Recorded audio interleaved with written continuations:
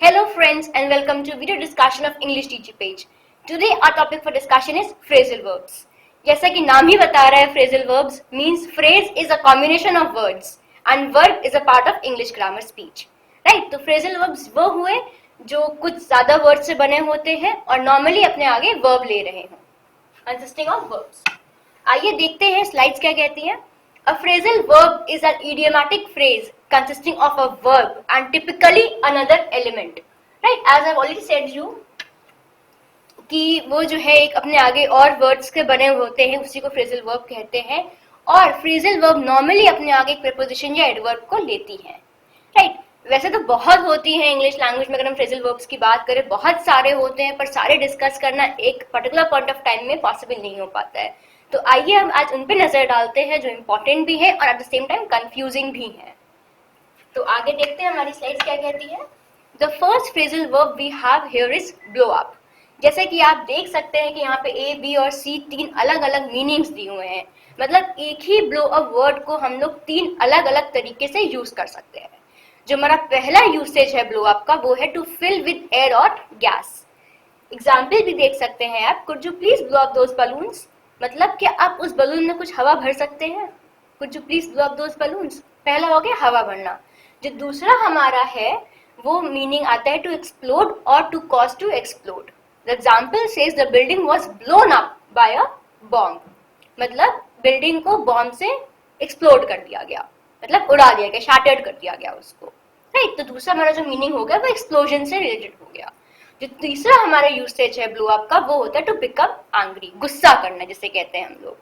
Right? The third sentence says when I said I can not complete the work she blew up.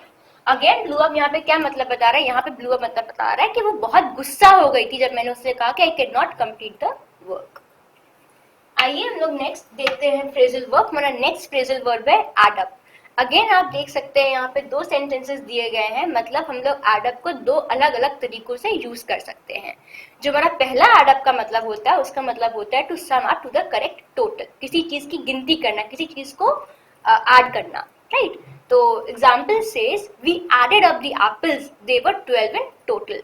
जब मैंने apples को गिना तो उनकी टोटल कितना आ रहा था, 12 आ रहा था. तो एक एड अप मतलब हो गया टू सम अप. जो दूसरा एड अप होता है उसका मतलब होता है to make sense, to seem to be logical और ट्रू. इसका मतलब हुआ कुछ सेंस करना, मतलब जो बोल रहे हैं उसमें कुछ सच्चाई है कि भी नहीं है कि बस ऐसे ही बोल रहे हैं. तो जो सेंटेंस हमारे सामने है वो ये है कि हर story didn't add up, I think she was lying. यहाँ पे एड अप मतलब देख सकते हैं यहाँ पे एक सेंस की बात हो रही है, एक लॉजिक की बात हो रही है. उसकी स्टोरी में कोई लॉजिक ही नहीं था, आई थिंक वो झूठ बोल रही है. इसका दूसरा मतलब एड अप का हो गया ये. तो ये हमारा सेकंड फ्रेजल वर्ब था. आइए हम लोग नेक्स्ट फ्रेजल वर्ब को डिस्कस करते हैं जो है फॉल अपार्ट. फॉल अपार्ट अगर आप देख सकते हैं यहाँ पे दो अलग अलग तरीकों से यूज कर सकते हैं. इसके दो अलग अलग मीनिंग होते हैं. तो पहला जो मीनिंग है इसका मतलब होता है to break into parts in usually a sudden and unexpected way. जैसे कि आप एग्जाम्पल देख सकते हैं my cake fell apart when I tried to cut it. मतलब जब मैंने केक को काटने की कोशिश करी तो वो छोटे छोटे पीसेस में ब्रेक हो गया.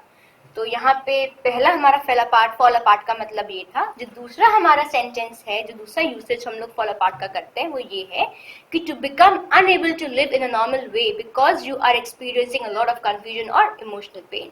मतलब आप एग्जाम्पल से समझिए. After the divorce she fell apart. अब डिवोर्स यहाँ पे यूज हो रहा है, फेल अपार्ट हमारा यहाँ पे यूज हो रहा है. मतलब जब उसका डिवोर्स हुआ तो उसके अंदर बहुत ही ज्यादा इमोशनल पेन था.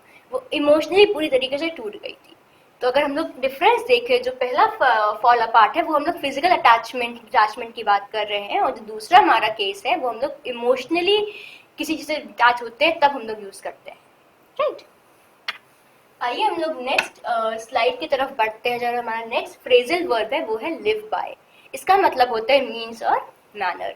You must learn to live by honest means. मतलब तुम्हें इस ऑनेस्ट मीन्स के तरीके से रहना चाहिए. और जो हमारा फिफ्थ फ्रेजल वर्ब है उसका है वो है टेल अपॉन, जिसका मतलब होता है adverse affectively, affect adversely, sorry. तो इसमें आप एग्जाम्पल भी देख सकते हैं. I have warned him that heavy work will tell upon his health.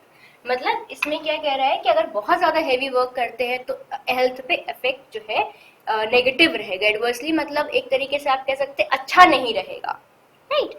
तो ये थे हमारे आज के 5 फ्रेजल वर्ब्स। तो अब जैसे कि मैंने कहा था, सारे art one point of time पे डिस्कस नहीं कर सकते हैं हम लोग, तो हमने कुछ इंपॉर्टेंट और जो कंफ्यूजिंग थे वो डिस्कस करे हैं। बट आगे और जानने के लिए, सेशंस देखने के लिए, keep visiting mahindraguru.com because your success is our success. And आप हमारे सेशंस, वीडियो सेशंस यूट्यूब पर भी देख सकते हैं। अगर आप ये वेबसाइट लिंक डालते हैं तो you will come to our website, आप हमारे महिंद्रा गुरु के वीडियोस देख सकते हैं। Till then stay happy, stay tuned, thank you so much.